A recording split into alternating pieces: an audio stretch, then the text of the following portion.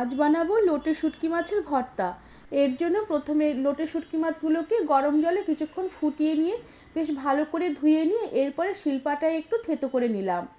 এরপর কড়া বেশ ভালো করে গরম করে নিতে হবে। এরপর কড়াতে পরিমাণ মতন তেল দিয়ে তেলে দিয়ে দিলাম বেশ খানিকটা পেঁয়াজ কুচি।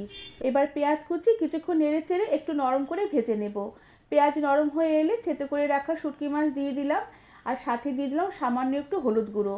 এবার পেঁয়াজের সাথে শুটকি মাছ বেশ ভালো করে নেড়ে চেড়ে ভেজে নিয়ে তাতে দিয়ে দিলাম বেশ খানিকটা রসুন বাটা, আর বেশ পরিমাণ মতন শুকনো লঙ্কা বাটা, আর একটু টমেটো বাটা। সাথে দিয়ে দিলাম পরিমাণ মতন নুন আর পরিমাণ মতন হলুদ গুঁড়ো, আর বেশ কয়েকটা চেরা কাঁচা লঙ্কা দিয়ে এই মশলার সাথে পেঁয়াজ আর শুটকি মাছ বেশ ভালো করে নেড়ে চেড়ে কষিয়ে নেব। কিছুক্ষণ কষিয়ে নেবার পরে বেশ খানিকটা ধনেপাতা কুচি ছড়িয়ে দিয়ে আবারও বেশ ভালো করে নেড়ে চেড়ে মিশিয়ে নেব। এরপর তেল শুকিয়ে বেশ একটু শুকনো শুকনো ভাজা ভাজা হয়ে এলে গ্যাসের আঁচ বন্ধ করে